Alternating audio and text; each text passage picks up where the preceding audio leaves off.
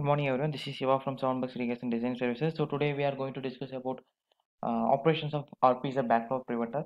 So this is the high hazard prevention uh, of high hazard prevention backflow preventer compared to the DCA backflow preventer, PVB or AVB, everything. So this is the advanced one.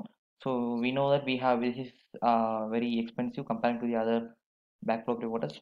At the same time, whenever we are considering the prevention of high hazards, we need to use the reduced pressure backflow preventer. So I will discuss about the operation, and I will show you the video how they are working. And apart from that, if you have any questions, please don't hesitate to ask me. So yeah, let's get into the topic. This is I gave some uh, just overview of how this is working in this PDF, but I don't want to explain this in this slide because I'm going to explain in the next slide itself, because this is very uh, so content, but this will be useful. If you have time, please read this, so you will be able to understand what is happening within the backlog counter depending upon the different conditions.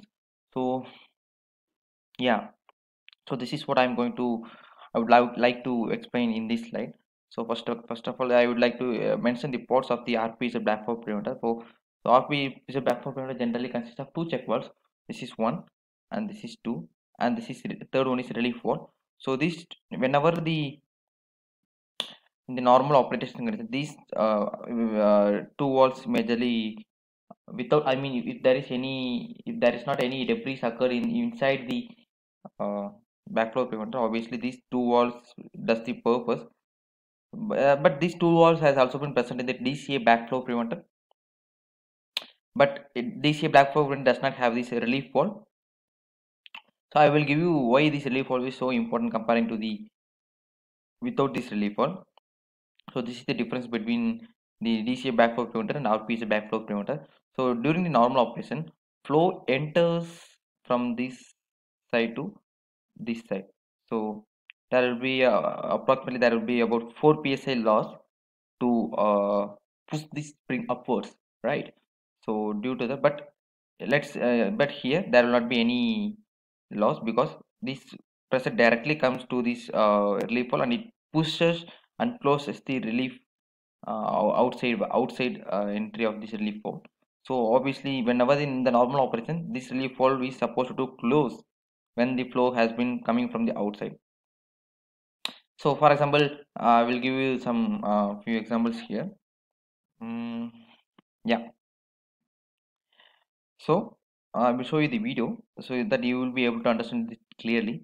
So once the first check valve has opened due to the pressure from the upstream, and it will enter into the central chamber, which is the sometimes called as the zone valve zone. uh, so we know that it is upstream inlet pressure is higher compared to the central valve because some pressure has been lost due to pushing the first check valve. But second check valve is very easy to push. It just needs 1 psi pressure to move upwards, but first check valve needs 4 psi pressure to move this upwards. So you need to uh, understand the difference.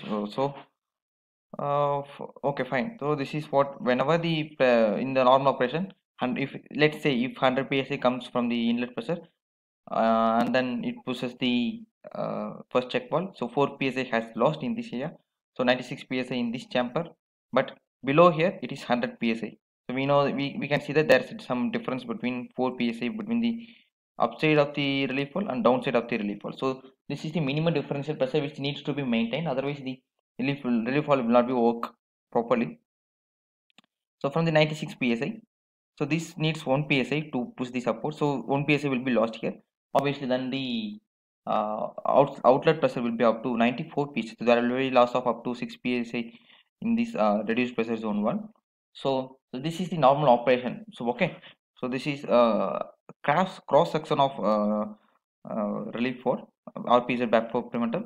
So I hope you can able to see this. This is first check valve, this is second check valve, and this is relief valve. I will give you the conditions where this relief valve will work properly. So, yeah. you have got some interesting topic here. But I will show you the video, the different criteria of uh, different conditions when the relief wall is very useful for us. Um, yeah. When pressure So on if the you look inlet side here, exceeds 2 psi, pressure water is flows through the sensing let's line say water in is the coming upper from the chamber inlet of the and diaphragm. it goes into the Depressed it goes into the upper chamber of the relief wall and it pushes the down. the spring, closing the release valve. It will close. Normally, I would like to mention here. Normally, this relief valve is open without any pressure because this moves upwards. This relief valve has moves upwards. But once the pressure has been comes from this side, then from the inlet pressure, it will go upward as well, and it will push the relief valve to be closed. Okay, see, look at here. Diaphragm. Water has been Depressing the moving to this spring, area, and it pushes closing the the relief release valve valve. to close. When pressure exceeds 5 psi, the first check valve opens and the zone fills. After check valve opens, release valve.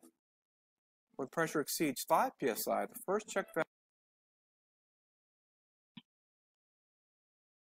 opens and the zone fills. After the zone is filled, the So second after this valve has this first check valve has been opened, and then it will move to the next check valve. check opens. The next check valve will open. So this is the normal The operation. gauges show the differences in pressure. See, in the normal operation, relief valve always closed. When we close the inlet shutoff valve, the first check valve closes. Fine. Second Just check valve repeat this video to no make you backflow understand gets through. clearly. The release. So once the system has been shut off, then the Second pressure check is valve released from the closes. first check valve, No and then backflow relief valve gets also through. released. The relief valve opens. In between zone wall, the water will be get out Look from at a the normal opera test. Under both the back pressure get out is from the the debris in the first check. backflow preventer. When there's debris in the first check, pressure between the relief valve So let's chamber assume in the some and the conditions zone. that when the debris has like some like how to say that in kind of any debris has been present in the first check valve, so you know that water will be always leaking. It will not close the first check valve will not close properly. So water has been moved to the relief valve, but at the same time it has this leak has been occurred, so that it will not last 4 psi in between this. So what we here it is 48 psi, but here it is above 50 psi, but the difference between the this upside and downside of the relief valve is only 2 psi. So this relief valve will be open always, right? So that leak has been occurred like this. So leak is always occur whenever the debris has been found in the first check valve. In this is the condition of back pressure. You need to understand that. So whenever the back pressure, so let's say if you see the outlet pressure is exceeds the our inlet pressure, you can see this check valve has been closed always, because uh, this check valve has been closed. Both of the check valves has closed due to the outlet pressure. Next one is uh, if you see the condition, debris has been found in the second check valve. So you know this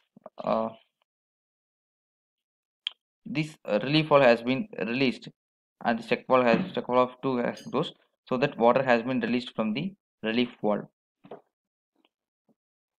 If we have some conditions like that, so this is are the some conditions would I like to show you in this video. So if you have any doubts, please don't hesitate to ask me. So thank you for joining today. So if you have any doubts, please as I say every time, please don't hesitate to ask me. Thank you. Bye bye.